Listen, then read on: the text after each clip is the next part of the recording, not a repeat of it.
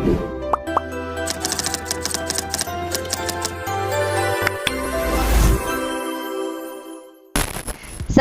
warahmatullahi wabarakatuh. Welcome back to my YouTube channel. Jumpa lagi dengan saya Sinta Bella, masih di channel Sinta Bella.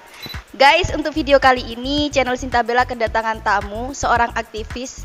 Ya, wujudnya laki-laki tapi beliau adalah orang yang peduli juga dengan isu-isu perempuan. Karena itu beliau sangat cocok sekali untuk ngomong di channelnya Sinta Bella yang memang fokus terhadap isu-isu perempuan maupun relasinya dengan laki-laki di lingkungan sosial.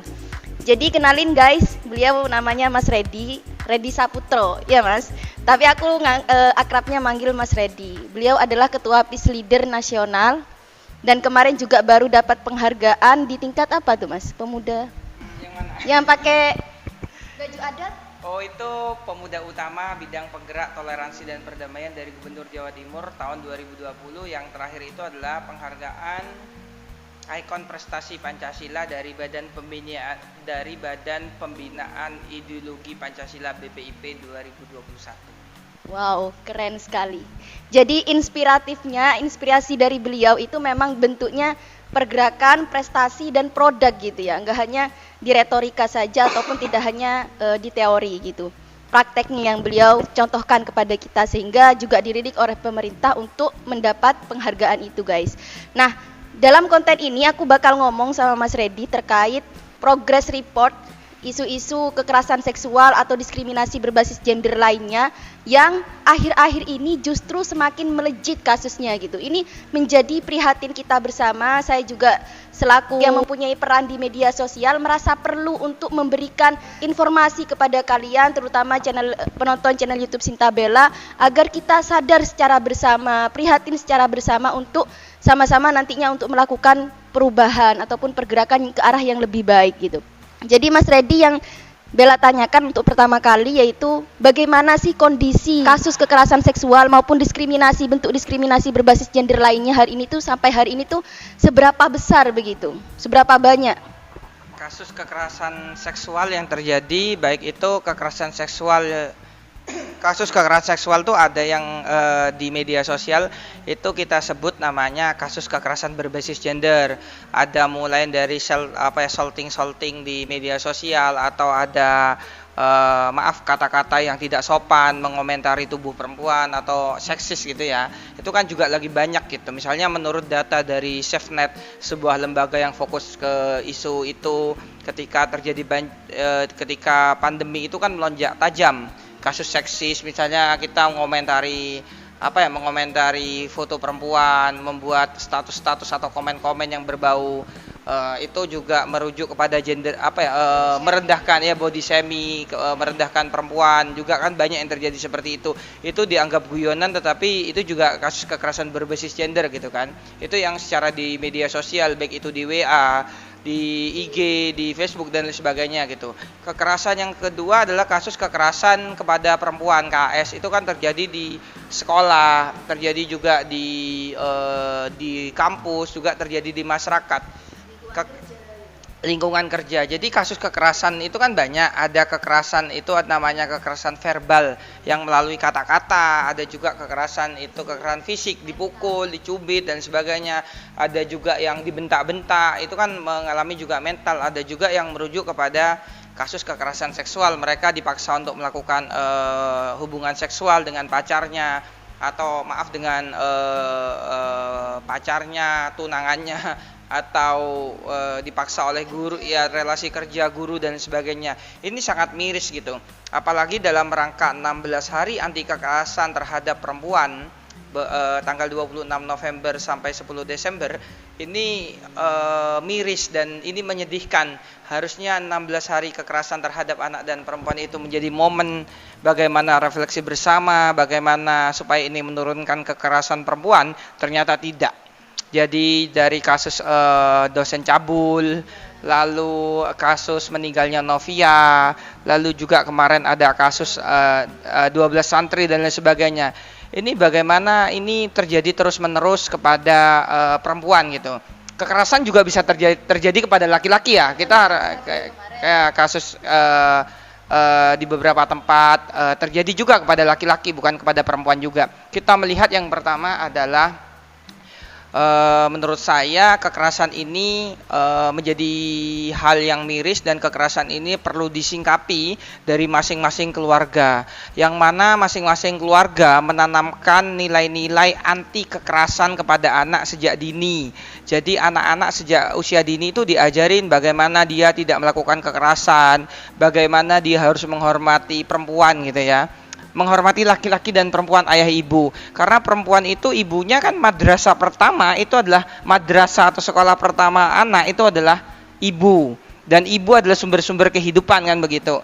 Jadi itu penting menanamkan anak nilai-nilai toleransi, nilai-nilai perdamaian, nilai-nilai parenting itu wajib di situ. Dan juga nilai-nilai tentunya bagaimana perempuan itu menjaga keamanan dirinya. Jadi itu sangat penting di dalam keluarga untuk merawat anaknya sejak usia dini tentang nilai-nilai itu. Ketika dia berusia remaja, dia kan sudah mulai tahu, mulai dia suka dengan lawan jenisnya dia, jadi ada antisipasi kan begitu. Jadi dia kalau ketika dia mau berhubungan dengan pacarnya, dia mau berhubungan asmara, itu kan sudah ada langkah-langkahnya supaya dia tidak melakukan kekerasan verbal, fisik, sehingga kekerasan seksual kan itu sangat penting gitu. Kekerasan seksual yang terjadi ini adalah konsepsi kesalahan destruksi gender gitu. Dianggap perempuan itu lemah, dianggap perempuan itu dinomorduakan sebagai second class gitu. Laki-laki dan perempuan itu tercipta memiliki setara, dia diciptakan oleh Tuhan kan, diciptakan dan dilahirkan oleh ibu. Sebenarnya laki-laki dan perempuan itu setara, laki-laki dan perempuan itu punya hak yang sama, punya akses yang sama. Tetapi kan dalam dunia kita itu kan adanya patriarki, menganggap laki-laki lebih tinggi dan mendominasi dan sebagainya. Itu harus dirubah gitu. Bagaimana laki-laki dan perempuan harus memiliki konsepsi nilai-nilai kesetaraan, atau lebih populernya kalau di Muslim itu mubadalah kan gitu.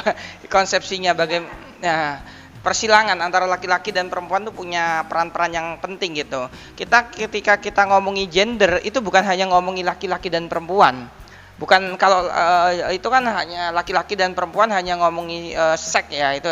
Tetapi konsepsi gender itu bagaimana pola kesetaraan yang terjadi mulai dari pemikiran, mulai hal-hal yang dilakukan begitu kerja baik domestik maupun apa, itu adanya kesetaraan, bukan hanya gender laki-laki dan perempuan begitu. Oh, perempuan masak, laki-laki itu. Itu adalah menurut saya adalah hal-hal yang masih bias gender yang harus ditanamkan kepada anak-anak. Gender itu seperti apa secara pemikiran, secara knowledge, bukan hanya gender secara omongan begitu kan.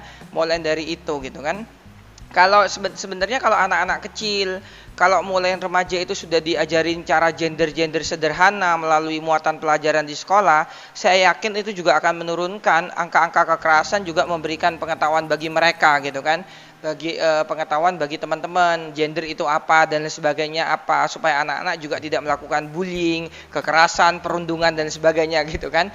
Itu kan perlu diberikan kepada anak-anak sejak usia dini, SMP dan SMA hingga kuliah, itu dalam rangka untuk mengurangi ya, supaya mereka nantinya ketika dewasa mereka tidak melakukan kekerasan berbasis verbal atau kekerasan berbasis gender kepada kelompok-kelompok dimanapun. Ini sangat miris kita melihat kejadian-kejadian seperti ini. Manusia itu diciptakan dari Tuhan, mereka tuh dianggap secitra dengan Allah gitu kan, serupawan dengan Tuhan kan, sebenarnya begitu ya. Maksudnya mereka tuh kan gambaran dari yang ilahi, mengajarkan kebaikan, kesopan santunan, nilai-nilai kebaikan. Tapi kok manusia ini melakukan hal-hal yang tidak senonoh, tidak baik dan sebagainya, ini kan tidak sesuai dengan ajaran agama dan juga ajaran etika moral. Ini sangat miris begitu. Bagaimana menurut Mas Hadi, menurut Mas Hadi kenapa sih, kan ini kita sudah melakukan edukasi ya, baik di basis maupun di media sosial. Nah, banyak media-media yang juga ngomongin terkait kekerasan seksual gitu, Mubadalah, terus Indonesia Feminis. Tetapi kenapa sampai sejauh ini bukan malah mereda tapi semakin melejit? Di faktor apanya nih yang kurang di negara kita gitu? Kalau faktor media, kalau menurut saya sudah cukup baik gitu ya, artinya sudah cukup baik dan lain sebagainya gitu ya, artinya memang cukup baik tapi perlu ditingkatkan. Tapi kan masyarakat kita ini kan, remaja kita ini kan tidak mau melek, hanya maunya yang praktis-praktis saja. Membacanya cuma dari media, tidak membaca buku. Artinya mereka tuh kan hanya ya cuma melihat di media. Memang mereka perlu perlu membaca buku, juga perlu mendengar, perlu survei lapangan, kan begitu. Tidak hanya membaca di media gitu. Misalnya kekerasan juga banyak terjadi kepada para jurnalis perempuan, itu banyak terjadi juga kan. Kita lihat bagaimana belajar gender itu tidak hanya dari buku, tidak hanya cuma dari media sosial, tapi belajar gender, bagaimana kita melihat konstruksi di masyarakat, merubah pemikiran mereka bahwa gender hanya laki-laki dan perempuan, dan bagaimana melakukan perlindungan terhadap isu-isu gender sendiri. Kita harus baca misalnya dokumen-dokumen penting terkait dengan pengaruh setamaan gender. Kita perlu baca misalnya dokumen perempuan, keamanan dan perdamaian. Di dokumen 1325 kita bicara masalah pemuda, kita harus baca di Youth Peace and Security, pemuda, keamanan dan perdamaian. Di situ juga ada isu gender. Kita perlu baca misalnya PUG, pengaruh setamaan gender, Perpres yang dikeluarkan oleh Gus Dur gitu. Kita perlu baca buku-buku itu gitu kan. Kita perlu baca dan kita mengimplementasikan di lapangan. Kita tidak bisa hanya baca wis gender cuma begitu, baca bukunya seperti itu. Kita melihat turunannya terkait dengan pengaruh setamaan gender di berbagai lini seperti apa. Turunannya ya terkait dengan misalnya perempuan, keamanan dan perdamaian. Keamanan bukan lagi perang ya, bukan lagi keamanan itu terkait dengan fisik misalnya kayak tembak-tembak, terkait dengan itu, tapi security, keamanan gitu, keamanan mereka ketika di rumah, keamanan di apa, itu juga perlu dipikirkan secara security. Itu memang perlu dipikirkan bagaimana anak-anak muda itu perlu banyak belajar konstruksi gender dan perlu mengimplementasikan, mendengarkan lapangan, fakta yang terjadi, dianalisa dan melakukan hal-hal pencegahan bagaimana supaya itu tidak lagi terjadi stigma gender dan kasus kekerasan berbasis gender. Harus ada namanya pencegahan. Setelah pencegahan, setelah adanya namanya pencegahan kan, setelah pencegahan itu apa? Ada namanya mitigasi. Nah, mitigasi ini kan setelah itu mitigasi, setelah itu ada apa, dan habis itu pencegahannya seperti apa. Dan setelah itu kalau dia mengalami kasus kekerasan berbasis gender, apa yang akan kita lakukan? Kan prosesnya banyak, rehabilitasi dan sebagainya. Jadi tidak hanya cuma kita di pencegahan, tapi kan kita harus ada di pencegahan, ada di penanganan, ada yang di pemulihan dan sebagainya. Jadi kan panjang ketika orang mengalami kasus kekerasan berbasis gender. Menurut Mas Reddy, apakah pergerakan aktivis perempuan selama ini baik dari kelompok, organisasi maupun komunitas sudah mencerminkan dari beberapa tahap barusan itu? Ya tentunya kita tahu di Indonesia banyak lembaga-lembaga perempuan, banyak lembaga-lembaga yang progresif yang melakukan itu gitu. Misalnya seperti kita lihat di situ ada media sosial, misalnya Mubadalah, konten-konten yang konten-konten terkait Islam progresif, kesetaraan, ada Indonesia Feminis, ada Rumah Kitab. Ada juga misalnya lembaga-lembaga yang isu kepada konsen-konsen pemberdayaan perempuan. Misalnya ada Kapal Perempuan, ada Aman Indonesia, ada Koalisi Perempuan ada Indonesia, ada Kalimitra, ada banyak ya lembaga-lembaga yang fokus kepada isu-isu bagaimana isu-isu terkait dengan isu-isu pemberdayaan perempuan, perlindungan perempuan, bagaimana ketika perempuan mengalami kasus-kasus juga mereka mendapatkan bantuan hukum. Itu kan ada lembaga-lembaga yang konsen dan fokus bagaimana menangani perlindungan, dan ketika perempuan mengalami kekerasan itu bagaimana, hal apa yang dilakukan, mitigasinya seperti apa, itu kan ada langkah-langkahnya gitu kan,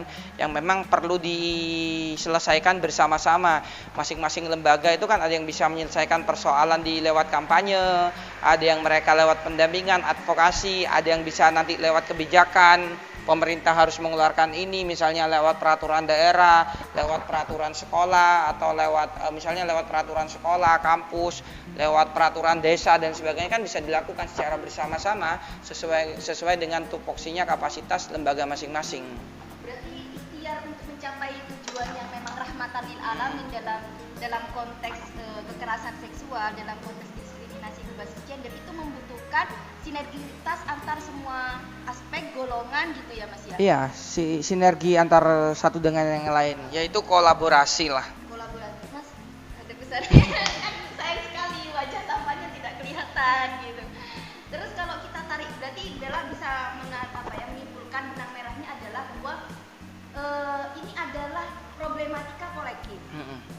Permasalahan kolektif, maka dari itu kesadaran dan juga proses pemahaman, intelektualitas dan edukasinya itu perlu disamaratakan. Iya, mereka perlu mendapatkan persepsi gitu ya. Apa persepsi itu satu pandangan yang sama terkait dengan gender kasus kekerasan ini perlu mendapatkan persepsi yang sama Ya, kan gitu. betul. Setelah kita mendapatkan persepsi yang sama, baru kita bisa ke praksis nih. Iya, ya. melakukan Entah itu langkah-langkahnya. menambah keilmuan atau langsung ke praktek. Jadi kalau aku boleh menyimpulkan lagi apa yang disampaikan oleh Mas Reddy barusan, beliau mengatakan bahwa selama ini kita masih terkesan pada pemahaman yang sifatnya di pemikiran nih, Teoritis. nggak sampai ke prakteknya, nggak sampai ke implementasinya gitu. Kalau sudah ngomongin aktivis-aktivis perempuan justru memang sudah banyak, tetapi kita juga sering sekali untuk tidak mau mengulik lebih dalam edukasinya seperti apa. Itu yang pertama. Yang kedua, kita sampai pada pemahaman, tidak praktek. Sedangkan perubahan itu atau revolusi diperoleh dari bagaimana kita bisa mewujudkannya dalam kehidupan sehari-hari, kan itu ya Mas ya. Betul. Terus Mas di sana dong. Terus menurut Mas Reddy nih, tadi kan sudah disampaikan mengenai apa namanya, kenapa sampai hari ini masih banyak kasus kekerasan seksual gitu, atau diskriminasi berbasis gender lainnya. Nah Mas, apakah konteks yang diomongkan terkait gender ini hanya relasi laki-laki dan perempuan? Apakah ada konteks lagi yang kita lupakan gitu Mas? Apakah memang hanya berbicara soal relasi laki-laki dan perempuan aja? Ya, berbicara gender itu sebenarnya bukan ke dalam konteks laki-laki dan perempuan. Itu kan hanya laki-laki dan perempuan itu kan hanya laki-laki punya penis, perempuan punya vagina. Tidak begitu. Jadi kalau perbedaannya gender gitu. Oh, perbedaan jenis kelamin, perbedaan jenis kelamin, perbedaan hanya satu bisa mengandung, satu tidak bisa mengandung, kan begitu kan? Kan itu kan perbedaan dari ini, tapi kalau perbedaan konteks kan sebenarnya sama. Laki-laki dan perempuan itu kan punya hal-hal yang sama bisa dilakukan. Misalnya terkait dengan pekerjaan rumah, laki-laki dan perempuan kan bisa sama-sama nyapu, bisa sama-sama berperan mencuci piring, mencuci baju, bagaimana mereka bisa saling menghormati satu dengan yang lainnya. Laki-laki bisa berbicara lembut, perempuan bisa berbicara lembut. Kan hal-hal itu kan bisa dilakukan secara bersama-sama dalam konteks rasa kesalingan, dalam rangka untuk membantu sama satu dengan yang lain, kan begitu. Bukan hanya berbicara gender laki-laki perempuan, satu di dapur satu ini, tidak, tetapi dalam konteks pekerjaan juga bisa. Kita melihat kemajuan perkembangan teknologi dan kemajuan yang lain. Laki-laki ada yang jadi supir ya, jadi supir, perempuan juga nyupir bisa. Laki-laki bisa jadi guru, perempuan juga bisa jadi guru. Bisa jadi kepala sekolah, juga bisa jadi kepala sekolah. Jadi yang dilihat itunya, perempuan sama laki-laki sama-sama punya pengetahuan yang sama. Sama-sama punya pengetahuan yang sama. Tapi ada hal yang tidak bisa dilakukan oleh laki-laki tapi bisa dilakukan perempuan. Perempuan bisa melahirkan, perempuan kadang ditinggal oleh suaminya, perempuan masih bisa gendong anaknya, perempuan masih bisa mereka bisa gendong sama anaknya di bagian depan, tapi di belakang misalnya dia gendong anaknya di belakang tapi masih bisa masak. Tapi kalau laki-laki ditinggal perempuan nggak bisa, bingung, dia bersihkan rumah nggak bisa, nyuci nggak bisa, masak nggak bisa, mau nyusui anak juga nggak bisa. Nyusui hanya pakai kebutuhan susu botol, tapi kan ada kebutuhan tertentu yang bisa dilakukan oleh perempuan tapi tidak bisa dilakukan oleh laki-laki. Jadi konsepsi pemikiran, knowledge-nya gender, jadi kepalanya, otaknya nih harus dibuka berbicara gender, bukan hanya laki-laki perempuan, bukan hanya urusan jenis kelamin, tetapi di dalamnya tuh ada konsepsi gender yang memang secara konstruksi ya, bangunan gendernya tuh memang perlu diperdalam secara kesetaraan dari pandangan agama. Itu penting ya, dari pandangan nilai-nilai narasi agama yang damai, bagaimana laki-laki dan perempuan itu setara, itu perlu dicek di dalam beberapa kaidah-kaidah agama. Dari berbagai agama yang Anda anuti, Anda yakini, pasti ada. Tidak boleh melecehkan satu dengan yang lain. Kalau kita melecehkan perempuan, sama saja kita melecehkan orang tua kita. Wong ibu kita yang melahirkan adalah perempuan, dan perempuan adalah sumber-sumber kehidupan. Kalau tidak ada perempuan, meskipun ada laki-laki, tapi tidak akan terjadi seorang anak, kan begitu. Perempuan memiliki hal yang penting dalam menelurkan, bagaimana dalam melahirkan generasi anak-anak muda yang berkualitas. Nah, menurut Mas Reddy ya, terakhir, kita sama-sama tahu bahwa feminisme itu atau pemimpin perdamaian gitu ya, fokus isunya itu pada hubungan lintas agama dan juga isu-isu gender. Nah, menurut Mas Reddy, di desain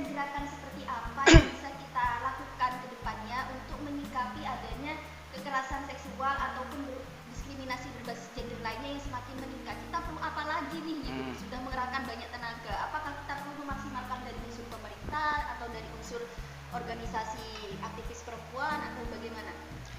Peace Leader sebagai sebuah komunitas anak muda lintas agama yang mempromosikan tentang pentingnya toleransi dan perdamaian, khususnya peace building dan mainstreaming gender. Ketika kita berbicara anak muda itu sebagai agen perubahan. Ketika kita berbicara lintas agama, moderasi beragama, salah satunya perlu diingat, kita juga perlu di sana paham tentang isu-isu kesetaraan. Artinya kesetaraan sesama manusia. Kesetaraan gender itu penting, laki-laki dan perempuan itu punya hak yang sama, punya kewajiban yang sama untuk merawat kebinekaan dan toleransi. Maka dari itu perdamaian tanpa ngomongin kesetaraan gender adalah ilusi. Benar sekali. Karena ngomongi perdamaian di sana tentunya pastinya ada nilai keadilan, nilai kesetaraan, perdamaian, keadilan dan sebagainya. Tentunya kita punya hak yang sama, kita punya kewajiban yang sama untuk mempromosikan kebinekaan dan toleransi.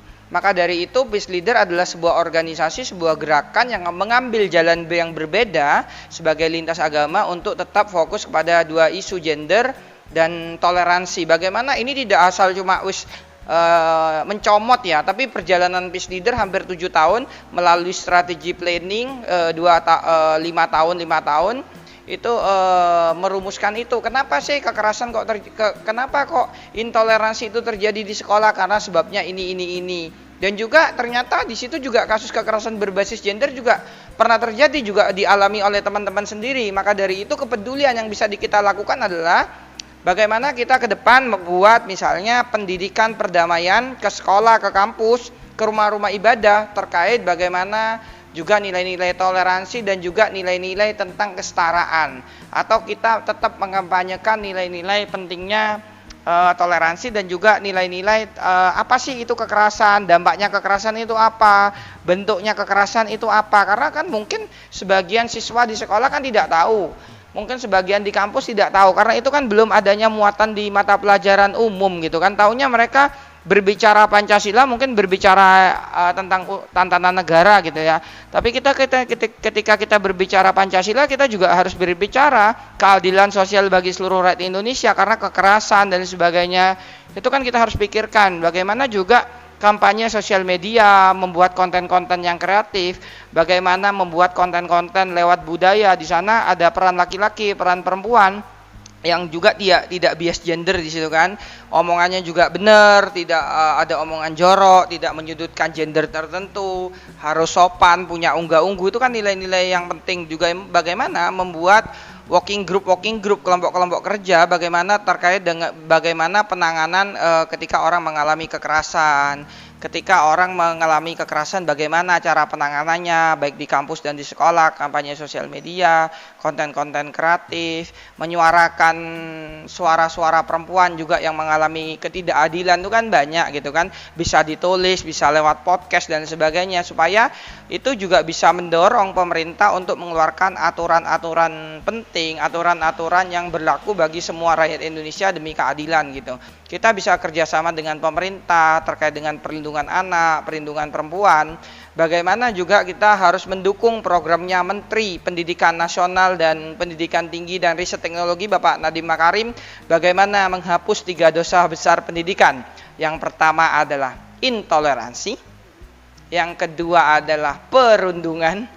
Yang ketiga adalah kekerasan seksual. Ini 3 dosa besar pendidikan yang memang harus dikerjakan secara bersama-sama. Elemen anak muda bisa mengerjakan apa, media bisa mengerjakan apa, pemerintah bisa mengerjakan apa. Mungkin pemerintah bisa mengeluarkan kebijakan dan lain sebagainya. Bagaimana juga tokoh agama, alim ulama, pendeta, biku, atau apapun dari namanya, dari berbagai lintas agama perlu bersatu padu untuk mendukung ini. Karena kekerasan seksual ini, kekerasan berbasis gender atau kekerasan seksual ini bukan masalah satu kelompok atau 2 kelompok tertentu, tapi menjadi masalah kemanusiaan, menjadi masalah bersama. Bagaimana yang harus diatasi secara bersama-sama. Misalnya contoh YouTube-nya, kontennya Sinta Bella ini juga sangat menarik, bagaimana memberikan edukasi terkait dengan isu-isu gender, isu-isu pendidikan toleransi. Ini salah satu yang perlu didukung gitu kan, bersama-sama. Misalnya pelatihan menulis dan sebagainya, atau pelatihan membuat musik-musik atau lagu-lagu yang ramah terhadap anti kekerasan perempuan dan anak gitu, atau mari kita membuat kemah, misalnya kemah kebangsaan atau kemah apa yang isinya bagaimana sekolah gender, bagaimana memberikan pengetahuan konstruksi gender yang baik, kampanye gender yang baik yang bisa dilakukan anak-anak muda dari berbagai lini dan lain sebagainya begitu. Itu banyak hal yang bisa kita lakukan di saat era digital ini. Kita punya media sosial, kita bisa lewat YouTube, punya TikTok, punya IG, punya lain sebagainya yang bisa kita lakukan, menyuarakan ketidakadilan itu lewat media sosial, lewat tulisan atau lewat seni budaya. Banyak hal yang bisa kita lakukan dalam rangka untuk menurunkan angka kekerasan terhadap anak dan perempuan, juga kasus-kasus intoleransi gitu. Yaitu hal-hal yang baik yang bisa kita lakukan. Bagaimana dan juga kelompok-kelompok laki-laki menjadi laki-laki baru, laki-laki yang memiliki perspektif dan konstruksi gender yang baik. Bagaimana tidak bias gender, dan laki-laki juga dan perempuan juga tidak melakukan body shaming ya. Hal-hal yang istilahnya body shaming di sosial media. Mungkin itu dianggap asik, guyonan, tapi itu nggak benar sebenarnya. Salah satu kesalahan yang juga tidak memiliki etika yang baik gitu. Thank you sekali Mas Randy. Terima kasih banyak. Sangat cukup pengetahuan yang sudah kita ambil dari Mas Randy. Jadi untuk kedepannya memang kita perlu saling bersinergi dari beberapa pihak, dan juga tidak hanya kita memenuhi dan juga mencukupi pemahaman maupun edukasi terkait pemahaman gender, tetapi juga kita harus sampai pada praktek. Nah, selain praktek ini kita perlu memang untuk menghadirkan rasa keprihatinan, rasa untuk perlu bergerak, itu kita memang harus turun ke basis, Mas. Bella sendiri pun paham soal diskriminasi berbasis gender, tahu benar-benar nyata, benar-benar ada kasusnya gitu ya, bukan hanya di media tapi benar-benar di lingkungan sekitar. Itu ketika aku di Kopri gitu loh Mas, baru bisa, ini perlu banget nih untuk kita kawal, untuk kita rubah bareng-bareng gitu. Terima kasih banyak Mas Randy ya, semoga bermanfaat untuk anak muda dan juga semua kalangan, nggak anak muda doang, tapi semua manusia yang ada di dunia ini untuk ikut prihatin, karena memang sampai sekarang, sejauh sekarang memang channel Sinta Bella untuk memberikan pengetahuan dan juga wawasan, memberikan penyadaran bahwa kita memang berada di dunia yang sedang membutuhkan seni kita dalam bergerak dan juga berpikir. Itu aja teman-teman. Ngaduk sana dong, say hi dulu. Semoga nanti Sinta Bella juga bisa ngobrol lagi sama Mas Randy dengan isu terbaru gitu. Terima kasih banyak, semoga barokah manfaat. Akhiron mini, wassalamualaikum warahmatullahi wabarakatuh. Bye bye.